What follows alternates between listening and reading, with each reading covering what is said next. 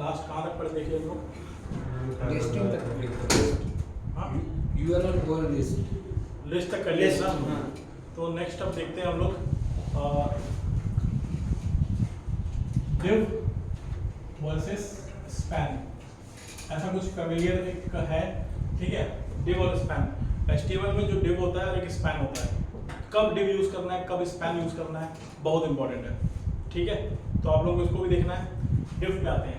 देखो वेबसाइट में कुछ भी चीज हम लोग लिख रहे हैं, ठीक है, तो ये ध्यान रखो, जैसे मेरे को लिखना है माय नेम इज राहुल, ठीक है, ये लिखना है।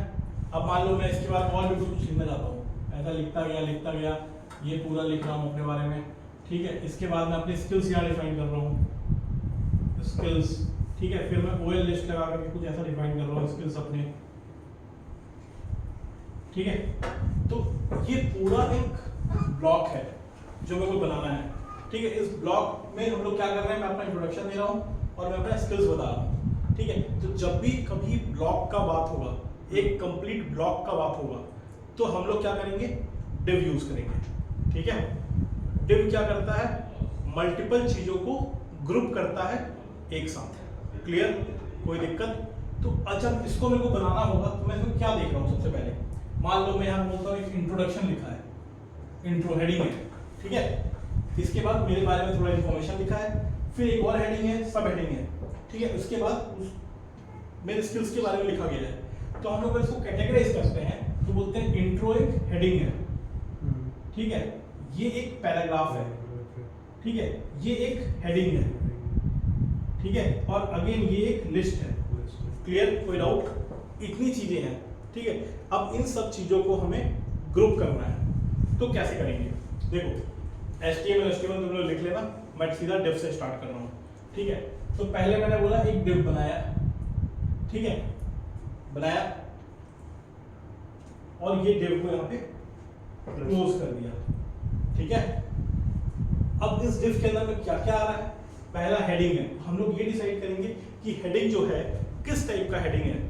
बहुत बड़े में दिखाना है, H1 टैग यूज कर लेंगे, उससे थोड़ा छोटा दिखाना है, एक ऐसा मेंटेन कर लेंगे, हाँ। ठीक है। तो हम बोलते हैं कि हेडिंग को हम लोग ना H3 में दिखाते हैं, सारा हेडिंग जो होगा सबको H3 में दिखाया जाएगा। कोई डाउट? ठीक है। तो मान लो कि हम लोग इसके अंदर में H3 बनाते हैं टैग, ठीक है। H3 के अंदर में मान लो हम लोग को हेडिंग लिखना है। अब कभी भी मान लो तुम लोग कोई पेज बना रहे हो, हॉलिडे का एक पेज बना रहे हो, मान लो पैकेज का। अब पैकेज में तो एक टाइटल भी होगा, पैकेज में एक बैनर होगा, बहुत सारी चीजें आएंगी, ठीक है। तो अब इसको ग्रुप करने के लिए हम लोग क्या करेंगे, एक डिव बना लिए पहले, ठीक है। अब डिव में एक हेडिंग बना लेते हैं, इसमें मैं लिख देता हूँ इंट्रो। हो गया काम खत्म। डिव H3 को बंद कर दो। कोई दिक्कत, कोई डाउट अभी तक यहाँ पे नहीं है? अगला क्या है, कुछ लिखा हुआ है कंटेंट, तो बेटर है अगर कुछ लिखा है तो उसको एक पैराग्राफ बना दो, ठीक है। मैंने बनाया एक पी टैग, इस पे मैंने जो लिखना था वो लिख दिया, पी टैग को मैंने यहाँ बंद कर दिया। कोई डाउट? क्लियर, ठीक है। नेक्स्ट आते हैं, क्या है, हेडिंग है अगेन, ठीक है। तो फिर से मैंने एक H3 बनाया, इसमें मैंने अपना कंटेंट लिख दिया, H3 को बंद कर दिया।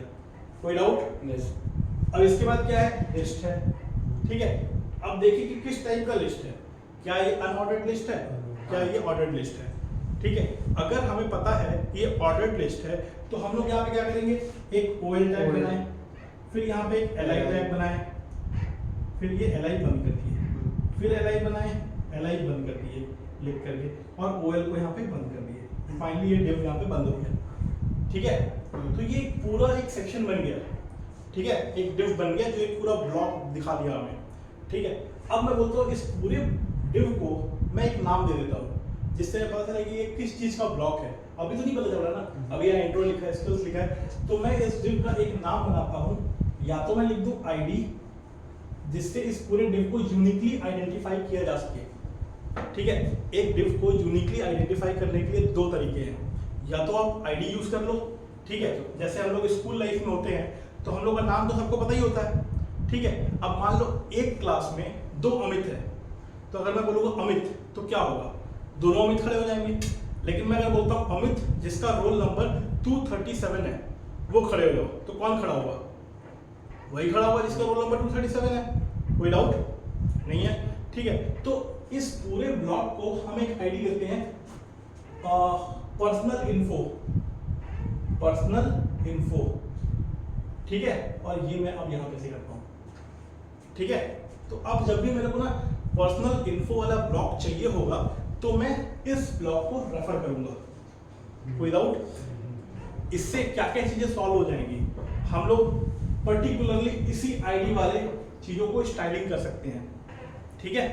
बहुत कुछ कर सकते हैं आगे, हम देखेंगे कैसे, ठीक है। आईडी कर सकते हैं, या तो हम लोग उसका आगे नेम भी डिफाइन कर सकते हैं, name is equal to this, ठीक है। कुछ नाम दे दिए, पर्सनल इन्फो ब्लॉक, ठीक है, ऐसा कुछ नाम दे दिए। क्लियर? Yes sir. इधर डाल दो, कोई डाउट नहीं है? नहीं सर। देखो अब इसमें एक चीज ध्यान दो, ये कुछ नया इंट्रोड्यूस हुआ है, आईडी नेम कुछ नया इंट्रोड्यूस हुआ है, ठीक है। तो इसमें क्या करना है हमें, कुछ नया इंट्रोड्यूस हुआ है तो हम लोग इसमें क्या करना है, इसको क्या बोलते हैं फाइनली, ये जो होता है ना इसको बोलते हैं एट्रीब्यूट।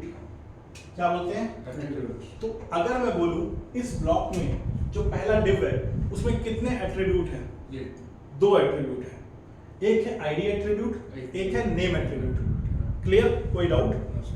तो जब भी कभी ऐसा दिखे तुम्हें डिव के आगे कंटिन्यूएशन में कुछ लिखा गया है तो वो उसका एट्रीब्यूट है। और एट्रीब्यूट का मतलब क्या होता है, एक तरह से देखा जाए तो एट्रीब्यूट्स कंटेन अ की, नेम एंड अ वैल्यू, ठीक है। तो अगर ये एट्रीब्यूट है तो इसका जो की है वो आईडी है और ये जो है ये वैल्यू है, ठीक है। कोई डाउट? कोई डाउट नहीं है, सब क्लियर है? तो एक तरह से ये ब्लॉक हो गया। लेकिन अब आते हैं स्पैन क्या होता है, क्या हम ये पूरा काम स्पैन से कर सकते हैं? देखो डिव जो होता है वो ब्लॉक लेवल के लिए होता है, एक पूरे ब्लॉक को बनाने के लिए, लेकिन जो स्पैन होता है ना वो हमेशा इनलाइन चीजों को करने के लिए होता है। जैसे एक लाइन में कुछ करना है तो हम लोग स्पैन टाइप यूज करते हैं। अब देखो स्पैन इसमें कैसे यूज किया जाएगा, ठीक है। मैं बोलता हूं मान लो कि भाई देखो ये लिखा हुआ है राहुल शॉ लिखा हुआ है, मान लो पैराग्राफ के अंदर लिखा है, डिव के अंदर लिखा है, हेडिंग के अंदर लिखा है, कहीं भी लिखा है, ठीक है। इस राहुल शॉ को मान लो एक पी टैग में लिखा हुआ है, ठीक है। मैं बोलता हूं कि ये जो राहुल है वो बोल्ड में दिखे और जो शॉ लिखा हुआ है वो उसमें अंडरलाइन हो, कैसे होगा? तो हमारे पास कुछ फॉर्मेटिंग टैग्स होते हैं, ठीक है। जैसे कि अंडरलाइन, आई बताऊंगा मैं डिटेल में फॉर्मेटिंग टैग्स के बारे में। जैसे अंडरलाइन के लिए यू होता है, कोई भी चीज इसके अंदर लिखा गया है तो वो अंडरलाइन ही होगा, ठीक है। कोई भी चीज बी इसके अंदर लिखा है तो वो बोल्ड होगा, कोई भी चीज आई के अंदर लिखा है तो वो इटैलिक होगा। ये बिल्कुल क्लियर है, ठीक है। इस तरीके से हम लोग कर सकते हैं। लेकिन मैं मान लो कि मैं चाहता हूँ कि जो राहुल है ये बोल्ड में लिखा हो, तो मैं क्या करूंगा, ठीक है। देखो मैं बोल रहा हूँ ना कि जैसे अभी हम लोग इसके थ्रू कर सकते हैं इसको बोल्ड, लेकिन इस पे ना जाके थोड़ा सा हम लोग अलग तरीके से जाते हैं। इसका कलर चेंज करना है, मान लो इसका कलर रेड करना है, तो मैं क्या करूंगा, ये जो पी है ना उसको कुछ ऐसा लिखूंगा, पी स्पैन, ठीक है। इसके अंदर लिखूंगा मैं राहुल, ठीक है। फिर ये स्पैन को यहाँ बंद कर दूंगा, फिर आगे नॉर्मल लिखूंगा। मान लो अगर इसमें भी कुछ करना है शाओ में भी, ठीक है, तो मैं फिर शाओ को भी स्पैन में डालूंगा और नहीं तो नॉर्मल लिख दूंगा। ये पी टैग बंद कर दिया, ठीक है। अब देखो अब इस स्पैन की हेल्प से इसका लाइफ साइकिल इतना ही है, ठीक है। तो अब मैं चाहूँ तो इसमें कुछ स्टाइलिंग भी कर सकता हूँ, इस स्पैन पे स्टाइलिंग करूँगा तो इस पर ही अप्लाई होगा, ठीक है। तो अब जैसे एक बहुत बड़ा लाइन है उसमें छोटी छोटी चीजों को हम लोग को करना होता है। कहीं कहीं देखते हो ना पैराग्राफ में जब स्टार्ट होता है पैराग्राफ तो पहला लेटर ऐसा लिखा होता है, माई करके बड़ा सा हम लिखा रहता है, उसके बाद लिखा होता है, तो वो सिर्फ एम को स्पैन के अंदर डाल देते हैं, उसकी फॉन्ट साइज चेंज कर देते हैं, कलर चेंज कर देते हैं, फॉन्ट नेम चेंज कर देते हैं, ऐसे करके उसको चेंज कर देते हैं, ठीक है। तो उसको क्या करते हैं, स्पैन टैग से सेलेक्ट कर लेते हैं, ठीक है। और उसके अंदर में हम लोग जो स्टाइलिंग करना है स्पैन में स्टाइल ऐड कर देते हैं। क्लियर? कोई डाउट? डिव और स्पैन में डिव कब यूज करोगे, जब भी कुछ बड़ी चीजों को ग्रुप करना होगा, स्पैन कब करोगे? जब कभी कोई छोटी चीजों को करना होगा, इनलाइन चीजों को करना होगा, तो हम लोग स्पैन यूज करेंगे। कोई doubt? No sir. All clear? ठीक है, नेक्स्ट आते हैं हम लोग। थोड़ी सी मैं आपको स्टाइलिंग के बारे में बताता हूँ, तो आप लोग बेसिक स्टाइलिंग भी कर पाओगे।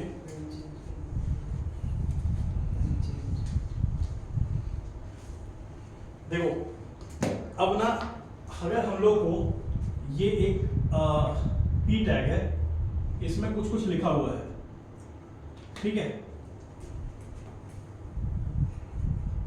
तो ये पी टैग बन हुआ मान लो, ठीक है। मैं चाहता हूं कि इसमें जो भी लिखा हुआ है, इसका जो कलर है वो रेड हो जाए, ठीक है, इसका जो फॉन्ट साइज है वो थोड़ा बढ़ जाए, ठीक है। तो वो कैसे करेंगे? कैसे करेंगे? तो देखो, अब यहां पिक्चर में क्या आता है? CSS, कैस्केड स्टाइलिंग सीट, ठीक है। देखो क्या करना है, एक एट्रीब्यूट होता है स्टाइल के नाम से, ठीक है।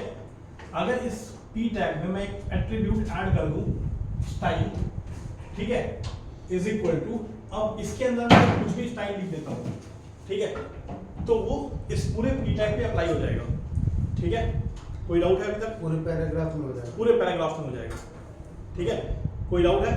नहीं है? अब देखो, इस स्टाइल में अगर मैं कुछ ऐसा लिख दूं, अब देखो स्टाइल हमेशा कैसे लिखा जाता है? की वैल्यू में लिखा जाता है। ये एक एट्रीब्यूट है, लेकिन इसके अंदर अगर हम लोगों को कोई स्टाइल लिखना है तो हम लोग की वैल्यू पेयर में लिखेंगे। कैसे लिखेंगे? जैसे मान लो कलर है, CSS में एक कलर होता है, कलर बोलता हूं मैं रेड है, तो ये की हो गया और ये वैल्यू हो गया, ठीक है। अगर ऐसे ही मल्टीपल देने हैं तो क्या करेंगे? की वैल्यू सेमीकोलन, ठीक है, उसके बाद फॉन्ट साइज 10 पिक्सल, ठीक है, मान लो ये एक हमारा बन गया। इसके बाद फिर हम लोग सेमीकोलन, अब इसको पूरा उठा के इसके अंदर डाल देते हैं, ठीक है। तो ये कुछ ऐसा बन जाएगा, P style colour red font size 10 pixel. देखो, तो अब ना इस पी टैग में ये स्टाइल अप्लाई हो जाएगा। क्लियर है? कोई डाउट? No sir. ये पूरा जो लिखा हुआ है ये रेड कलर में हो जाएगा और उसका फॉन्ट साइज 10 पिक्सल हो जाएगा, ठीक है। तो इस टाइप से हम लोग स्टाइल करते हैं, लेकिन हमेशा ट्राई करो कि इसका एक और ऑल्टरनेटिव है, ठीक है, जिसको हम लोग बोलते हैं क्लास। क्लास क्या होता है? क्लास जनरल बताओ, क्लास क्या होता है? सब पढ़े हो, क्लास 1 क्लास 2 क्लास 3 क्लास 4 पढ़ के ही निकले हो, ठीक है। क्या होता है क्लास? क्यों बनाया जाता है क्लास? एक पूरे स्टूडेंट्स का जो ग्रुप है उनको एक ग्रुप में करने के लिए, ये बच्चे अभी क्लास 1 में है तो उसमें क्लास 1 के ही सब्जेक्ट्स अप्लाई होंगे, क्लास 1 के ही रूल्स अप्लाई होंगे। एक बंदा क्लास 2 में है तो क्लास 2 के ही सब्जेक्ट्स अप्लाई होंगे, रूल्स अप्लाई होंगे। तो जब हम लोग ना रीयूजेबिलिटी का बात करते हैं कि अगर मान लो कि ये चीज जो है कलर रेड जो है ये बहुत जगह यूज होना है, सपोज करते हैं बहुत जगह यूज होना है, ठीक है। तो मैं क्या करूंगा, एक क्लास बनाऊंगा। क्लास को हमेशा डॉट से बनाया जाता है, डॉट डॉट। क्लास का नाम डिफाइन करो। क्लास का नाम क्या है? मान लो मैं बोलता हूं क्लास का नाम कलर रेड, ये स्टार्ट किए। अब इसके अंदर में कलर कोलन, सेम वही स्टाइलिंग जो ऊपर लिखते थे आप, रेड सेमीकोलन, और ये बंद हो गया। ये आपने क्लास डिफाइन कर दिया, ठीक है। अब इसका फायदा क्या है? मैं यहां पे क्या कर सकता हूं, इसको यहां से मिटा देते हैं, ठीक है।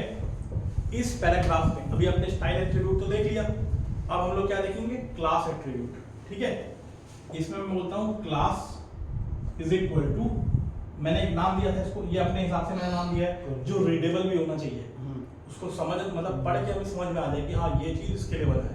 और उसी को अब इन फ्यूचर हम क्लास कलर ब्लू बना सकते हैं, कलर पिंक बना सकते हैं, कलर ब्लैक बना सकते हैं, कलर व्हाइट बना सकते हैं, कुछ भी बना सकते हैं। अब देखो यहाँ पे मैंने इसमें दिखा ऐसा लिख दिया कलर रेड और ये बंद कर दिया, तो अब इसके अंदर कुछ भी है वो रेड कलर में हो जाएगा, क्योंकि इसका रेफरेंस उनको कहाँ मिला? इसका रेफरेंस का डेफिनेशन यहाँ पे है, ठीक है। अब मान लो मेरे को एक और पैरा बनाना था, एक और पैरा, ये भी मैं चाहता हूँ रेड कलर में हो जाए, तो मैं क्या करूँगा यहाँ पे पूरा स्टाइलिंग ना लिख के क्लास कलर रेड, ठीक है, आप जो भी लिख दो, ठीक है। तो ये भी हो गया। अब देखो ये सेम स्टाइल इसमें भी रीयूज हो गया, इसमें भी रीयूज हो गया, ठीक है, कई जगह रीयूज हो गया। क्लियर है, कोई डाउट नहीं है, आगे बढ़े, ठीक है। तो मतलब एट्रीब्यूट तो समझ में आ गया ना, HTML में जो एट्रीब्यूट्स होते हैं वो क्या होते हैं, ठीक है। तो अब एक और एग्जांपल लेते हैं, जैसे हम लोग कहीं इमेज लगाना है, इमेज कहीं वेबसाइट पे लगाना है, क्या करेंगे? एक होता है IMG टैग, ठीक है। IMG टैग में पहला एट्रीब्यूट होता है SRC इज इक्वल टू, एक और एट्रीब्यूट होता है ALT। तो अभी हम लोग ALT टैग में नहीं जाते हैं, ठीक है, हम लोग SRC को पढ़ते हैं बस, ठीक है। तो हम लोग इसमें आते हैं, इमेज, ये SRC क्या है? एक एट्रीब्यूट है। इस SRC का फुल फॉर्म क्या है? सोर्स, कि इमेज का सोर्स क्या है, ठीक है। तो आपने बोला अगर मान लो इमेज का SRC जो है वो है http मान लो google.com/images/abc.png, ठीक है। ये सोर्स डिफाइन कर दिए कि ये आपको इमेज यहां मिलेगा, इसको बंद कर दिया, ठीक है। तो अब ये क्या करेगा? वेबसाइट में आपको एक इमेज दिखा देगा, वही वाला, ठीक है। ये इमेज हो सकता है बहुत बड़ा हो जाए, बहुत छोटा दिखा दे, लेकिन मैं चाहता हूँ ये जो इमेज है वो इतने स्क्वायर शेप में दिखाए, मतलब इसका जो विड्थ हो ये भी 300 पिक्सल हो और जो हाइट हो ये भी 300 पिक्सल में दिखाए। क्लियर? तो मैं क्या करूंगा, यहाँ पे एक और एट्रीब्यूट ऐड करूंगा, ठीक है, स्टाइल एट्रीब्यूट सपोज कर लो। तो मैं यहाँ पे एक और स्टाइल एट्रीब्यूट ऐड करता हूँ, यहाँ लिखता हूँ width 300 pixel, height 300 pixel. Clear? अब जो इमेज लोड होगा उसका स्टाइल यहाँ अप्लाई करेगा, वो 300 पिक्सल, हाइट 300 पिक्सल। कोई डाउट नहीं है? अब मैं आपको बोला एक ऑल्ट टैग भी होता है, एक ऑल्ट एट्रीब्यूट भी होता है, ठीक है। अब जैसे मैं उसको भी इसमें ऐड करता हूँ, ठीक है। ऑल्ट बेसिकली अभी आप लोग इतना ही समझो, ये जो ऑल्ट होता है ना, उसमें ये बताना है हमें ये किस चीज का इमेज है, क्या ये प्रोफाइल इमेज है, ठीक है। एक नाम देना होता है, ठीक है। तो वो नाम हमें याद रखा दो, प्रोफाइल इमेज, प्रोफाइल पिक, एक रीडेबल नाम होना चाहिए, ठीक है, जिससे पढ़ के ये पता चल जाए कि जो है प्रोफाइल पिक है।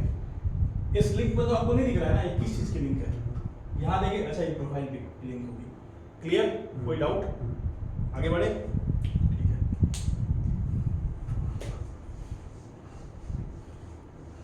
इमेज टैग भी क्लियर है, ठीक है। वैसे ही फॉर्मेटिंग टैग में आपको बता ही दिया, बोल्ड के लिए V यूज करते हैं, इटैलिक के लिए I टैग यूज करते हैं, अंडरलाइन के लिए U टैग यूज करते हैं। कोई डाउट नहीं है इसमें, आगे बढ़ते हैं। अब मान लो कि ना मुझे एक वेबसाइट बनानी है, ठीक है। इसमें एक हेडर है, एक फुटर है, ठीक है, और ये पूरा बॉडी है। तो इसमें एक इमेज है, ठीक है, और यहाँ पे लिखा हुआ है नाम, कॉन्टैक्ट डिटेल है मान लो, और यहाँ पे पूरा का पूरा इंट्रोडक्शन लिखा हुआ है मेरे बारे में, इंट्रो हेडिंग है। यहाँ पे हो गया मान लो नेम, यहाँ हो गया कॉन्टैक्ट, यहाँ हो गया ईमेल, और यहाँ हो गया प्रोफाइल। तो सबसे पहले जब भी आप इसको देखोगे ना, तो आपको ये समझना है कि इसमें क्या क्या चीजें हैं। हेडर है, देखो HTML में ना कुछ सिमेंटिक्स डिफाइंड है, हेडर, फुटर, नैव, ऐसे करके कुछ डिफाइंड है, साइड बार। अभी हम उस पर नहीं जाते हैं, वो आप लोग W3 में पढ़ लेना, आसान है, समझ में आ जाएगा नेमिंग क्या है। तो उसके अंदर लिखा जाता है, हेडर का कोड हेडर के अंदर लिखना है, हेडर टैग के अंदर लिखना है, फुटर का कोड फुटर टैग के अंदर लिखना है, वो पहले से डिफाइंड है, यूज करो, ठीक है। लेकिन सपोज कर लेते हैं नहीं है डिफाइंड है, तब क्या करेंगे? तब हम लोग इसको कैसे सोचेंगे? हम बोलते हैं पूरा एक डिव है, एक ब्लॉक है, ठीक है। तो मैंने बोला एक पूरा डिव है, ठीक है, इसका नाम आईडी देते हैं प्रोफाइल डिव, प्रोफाइल डिव है। क्लियर? सर यहाँ पे आईडी की जगह हम लोग क्लास भी दे सकते हैं ना? देखो क्लास दोगे तो उससे क्या होगा ना, वो भी दे सकते हो, ठीक है, क्लास से भी हो सकता है, कोई दिक्कत नहीं है। क्लास दोगे तो क्लास का नाम मतलब बहुत सारे हो सकते हैं। मानो तुम इसमें बोल रहे हो कि मेरे को यार इसका एक पेरेंट क्लास डिफाइन करना है, फिर चाइल्ड आएंगे उस पर, हम लोग नेस्टेड वाली चीज़ों पे आएंगे क्लास में। तो अभी मैं एक आईडी बताया तो आईडी को तुम दे दो, ठीक है। जैसे मैंने आईडी बोल दिया प्रोफाइल, तो यूनिकली आइडेंटिफाई है कि ये पूरे पेज का आईडी जो है वो प्रोफाइल है, ठीक है। और हमेशा आईडी यूनिक होना चाहिए, ये हमेशा ध्यान रखना है, ठीक है। अब मान लो इसके अंदर मैं एक और डिव बनाता हूँ, एक और ब्लॉक बनाता हूँ जिसका आईडी देता हूँ मैं हेडर, ठीक है। ये डिव बंद कर दिया, जो लिखना है इसके अंदर लिख दिया हेडर की चीजें। इसके बाद मेरे को पता है कि ये बॉडी है, तो मैंने एक और डिव बनाया, ID is equal to body बना दिया, और ये मैंने डिव को बंद कर दिया, ठीक है।